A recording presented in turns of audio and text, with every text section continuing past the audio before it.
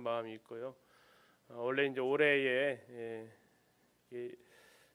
그때 기준으로 하면 24, 25 이렇게 캠프로 교사 캠프를 한 번 더 해야 되는데 여러 여건이 좀 쉽지 않았던 것 같습니다. 그래서 그것이 어려우면 동역자 캠프라도 좀 해서 전체적 6년을 좀 돌아봤으면 좋겠다 하는 시간을 좀 가지게 되었고요. 그래서 지난 10월 말에 1박 2일로 동역자 캠프를 이렇게 했었습니다. 그런 가운데서 이제 부서가 좀 더 필요하다. 교사 은사가 아니더라도 이렇게 섬길 수 있는 분야를 좀 더 있으면 좋겠다. 또 준비된 교사를 좀 길러냈으면 좋겠다 하는 이런 방향으로 거기에 대한 것은 이제 문영님께 좀 더 자세히 말씀해 주시겠습니다. 혹시 성경책 가져오셨으면 느헤미야 3장을 잠시 펴도록 하겠습니다. 없으신 분들은 그 화면 한번 뒤에 걸로 띄워주실래요? 느헤미야 3장.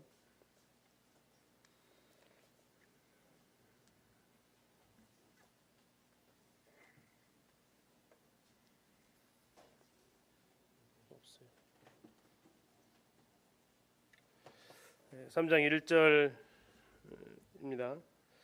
그때 대제사장 엘리야십이 그의 형제 제사장들과 함께 일어나 양문을 건축하여 성별하고 문짝을 달고 또 성벽을 건축하여 함메아 망대에서부터 하나넬 망대까지 성별하였고 그 다음은 여리고 사람들이 건축하였고 또 그 다음은 이므리 아들 삭굴이 건축하였으며 시간 관계상 더 읽진 않겠습니다.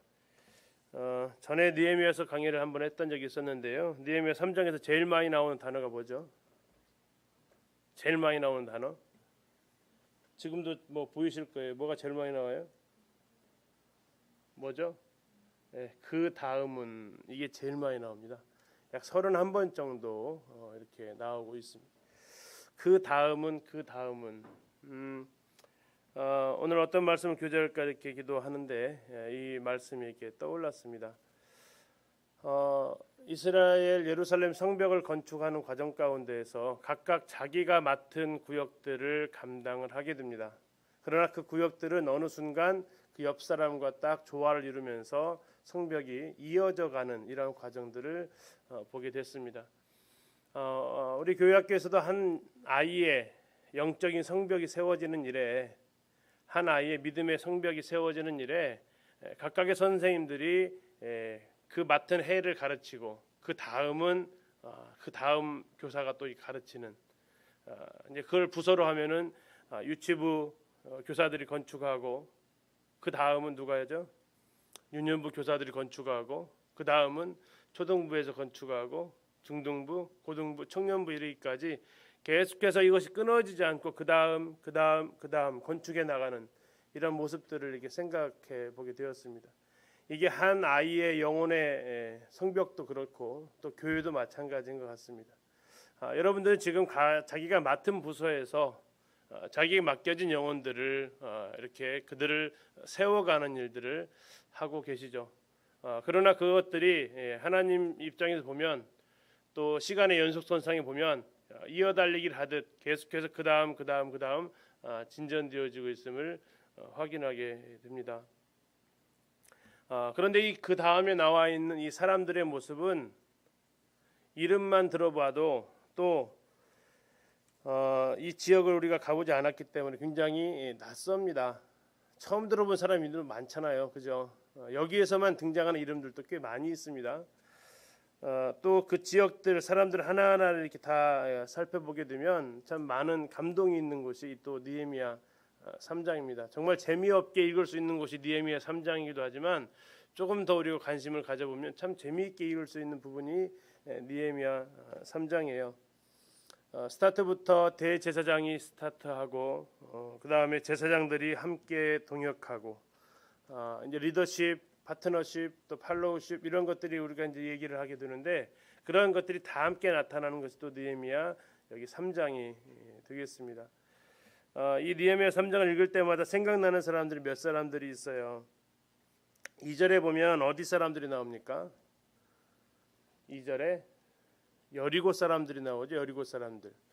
여리고 사람들은 예루살렘과 거리가 약 1km 이상 떨어져 있는데 1km가 어디 길이가 1km가 아니라 높낮이가 1km란 얘기예요. 해발 마이너스 200m에서 사는 사람들, 해수면 아래 200m 밑에 사는 사람들이 예루살렘 해발 800m 그 높은 고지까지 올라와서 공사를 해야 되는 사람들입니다. 뭐 잠깐 옆집 와서 공사하는 사람들이 아니고 거의 1000m짜리 되는 산을 등산을 해야만 와서 일할 수 있는 사람들이 바로 여리고 사람들이에요. 여러분들 가운데서 이렇게 하다 보면 참 멀리서 수고하시는 분들이 아마 있을 겁니다. 나는 가까운 데 이렇게 다니는데 멀리서 이렇게 다녀서 수고하시는 분들이 계시고요. 또 4절에 보면 학코스의 손자 우리아가 아들 무레못이 중수했다라고 나오는데 신앙이 3대가 가고 있는 거죠. 신앙이 3대. 우리 가운데서는 이제 부모와 자녀가 같이 이렇게 교회학교 교사 일을 하는 분들도 계세요. 여기 지금도 그렇게 그분들이 또 보이기도 하는데 이건 굉장히 아름다운 일이거든요. 나 혼자 주님을 섬기는 것도 가치 있는 일이지만 자녀와 함께 섬기는 거. 조금 더 교회학교가 연륜이 깊어지면 이제 누구랑요? 손자 손녀랑 같이 교회학교를 섬기는 거, 교회 섬기는 거. 이건 굉장히 아름다운 모습들이죠. 근데 지금 그 모습들이 여기 4절에서 나오고 있다라는 거예요. 그런 대를 이어가면서까지 하나님을 섬기는 일에 함께하는 사람들. 또 뭐 3장을 쭉 읽어가 보면 정말 이 흙만지고 돌나르고 하는 이 일에 향품 장사가 그 일을 같이 합니다. 또 보석쟁이들이 그 일을 같이 합니다. 또 어떤 사람은 자기 거 끝내고 다른 사람 거 일을 가서 또 같이 합니다. 또 어떤 사람들은 두세 군데를 그 일을 같이 합니다. 여기에도 지금 여러분들 그런 분들이 계실 거예요. 교회 안에서 하나의 사역뿐만 아니라 자기 거 하고 또 하나 하고 그리고 또 하나 더 담당하고 느헤미야 3장을 읽어보면 한 사람이 세 곳을 담당하는 사람까지 등장하기도 합니다. 정말 다양한 방법으로 다양한 동역을 이루고 있죠. 근데 이제 이 느헤미야 3장을 읽을 때 가장 안타까운 장면은 5절이에요. 5절. 자, 5절을 같이 한번 읽어보겠습니다. 보이시죠? 시작.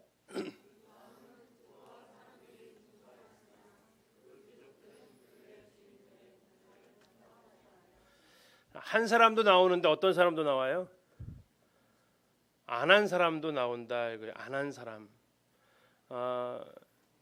드고와 귀족들이 자기들의 이름이 여기에 올라가 가지고 근 2500년 동안 자신들의 이름이 오르내릴 줄 알았다면 어땠을까요? 그때 하고 말 것인데 2500년째 지금 이들의 이름은 계속해서 오르내리고 있습니다. 왜 그러냐면 다 한 사람들인데 이들만 안 한 사람들로 딱 못 박아서 나왔는데 그것은 왜 그럴까요? 여기 보면 뭐 6째 아들이 그 일에 허로 나왔다가 나와 있어요. 첫째부터 5째는 안 나오거든요. 근데 그들에 대해서 얘기하지 않고 그냥 6째 아들이 와서 했다라고는 하는데 여기는 딱 짚어서 얘기를 하죠. 뭐라고요? 그 귀족들은 분담하지 않았다. 그냥 드고아 사람들 일을 했다라고 마무리 지을 수도 있었잖아요. 그런데 성경은 아주 냉정하게 하지 않은 귀족들을 이야기를 하고 있습니다. 그건 아마 그들이 가지고 있는 책임이 더 있었음에도 불구하고 그 일들은 하지 않는, 권리는 더 누리기를 원했지만 그들의 책임은 다하지 않았던 그 모습들이 더 하나님 앞에 이렇게 아름답지 못하게 비쳤지 않았을까 싶습니다. 그래서 귀족을 가리켜서 두 글자 이행시로 뭐라고 지었죠? 한번 기억나세요? 귀찮아하는 족속들, 이렇게 이행시를 지은 적이 있습니다. 하나님의 일을 귀찮아하는 족속들, 뭐 여기에는 안 계시기 때문에 편하게 얘기할 수 있어요. 우리가 어떤 일을 하자고 할 때 충분히 시간이 되고 여력이 되는데 그 일에 대해서 저건 내 일 아니야, 나 말고도 얼마든지 사람이 있어 하면서 굳이 거기에 나를 이렇게 분담하지 않는, 내 어깨를 빌려주지 않는다라는 의미를 가지고도 있습니다. 혼자 힘들게 들고 가는데 그 옆에서 좀 들어주면 괜찮은데 저건 내 일 아니야 하면서 같이 짐을 들어주지 않았던 사람의 이름까지도 이렇게 성경은 기억을 하고 있는 거죠. 그러나 우리에게 위로가 되는 것은 더 많은, 저 한 사람이 저렇게 기록을 하고 있지만 정말 3장 2절까지 내용을 쭉 보면 정말 많은 사람들이 그 일에 함께 한 사람들입니다. 또 하나는 느헤미야 이 3장을 읽을 때마다 감사가 되는 것은 그냥 이하 몇 명이 이렇게 했다라고도 할 수 있잖아요, 그죠? 대제사장 엘리에셀과 제사장들 그리고 몇 명의 백성들이 이 일을 감당했다라고 마무리 지어도 크게 문제될 것은 없는 본문입니다. 그런데 성경은 한 명 한 명의 이름을 다 기록을 하고 있다라는 얘기입니다. 내가 맡은 부분 사역했을 뿐인데 성도님들 이름이 내가 맡겨진 유치부 아이들 또 중학교나 고등학교, 초등학교 한 학년 그 아이들을 맡아서 그 아이에게 말씀을 전하고 기도하고 찾아가고 한 그 일들이 하나님은 이하동문하지 않는다라는 겁니다. 이하동문 등등등 기타 등등 이렇게 하나님은 여기지 아니하시고 한 사람 한 사람의 그 행동들에 대해서 듣는 사람은 굉장히 지루하죠. 그죠? 왜 내가 상 받는 거 아니니까. 근데 하나님 앞에서는 정말 한 명 한 명의 이름을 놓치지 않고 기록하시는 이런 모습들을 볼 때 우리 형제 자매님들의 그런 수고들이 또 하나님 앞에서 그렇게 하나하나 옆 사람하고 똑같은 거 했을지라도 하나하나 하나님께서는 다 기억하시고 우리들의 이름을 불러 주신다는 겁니다. 그래서 결국 예루살렘 성벽은 52일 만에 완공을 하게 됩니다. 정말 빠른 시간 안에 완공이 되죠. 2달도 되지 않아서 그 성벽들이 다시 중수되어져서 튼튼하게 이제 성전을 보호하고 그 안에 있는 백성들이 안전하게 거할 수 있는 토대가 형성이 되어집니다. 어느덧 6년이라는 시간 동안에 통합 운영하시면서 낯선 통합 운영이었고 그래서 시행착오도 있었고 또 소통 안 되는 부분 때문에 또 동역하는 가운데에서 여러 우리가 시행착오를 겪어온 것도 사실입니다. 그런데 그 시행착오가 때로는 감사해요. 우리가 아프면 그 아픔을 이겨내려고 몸에 뭐가 생기죠? 뭐가 생기죠? 의사 선생님 뭐가 생겨요? 항체가 생긴다고 합니다. 항체가 생기는데요. 이게 아프지 않으면 생길 일이 없거든요. 근데 내가 몸이 아프면 항체가 생긴대요. 뭐 하려고? 이겨내려고. 우리 가운데 시행착오가 생기고 우리 가운데 문제가 생겼다라는 것은 이것은 건강해지는 하나의 과정이라고 생각이 듭니다. 아무 문제가 없으면 건강한 것 같아도 급사할 수 있어요. 그러나 골골 80이라고 자꾸 아프다 보니까 자꾸 문제가 생기다 보니까 드러나다 보니까 내 안에 항체가 그만큼 생기고 이제 그런 시행착오들을 이겨낼 수 있는 힘이 생기는 이런 모습이 아닐까 생각을 합니다. 이제 6년을 돌아보고 다시 3년을 또 기획을 해 봅니다. 그래서 이제 7년 차부터는 조금 더 다르게 좀 더 다양한 모습으로 섬길 수 있는 이러한 교회학교의 모습으로 지금 고민을 하고 있습니다. 앞서서 수고하실 분들이 조금 더 수고하시고 또 함께 동역하는 분들이 한 발 더 뛰어서 혼자 가면 못 가지만 같이 가기 때문에 우리가 주님 오시는 그날까지 이렇게 중간에 포기하지 않고 갈 수 있기를 소원해 봅니다.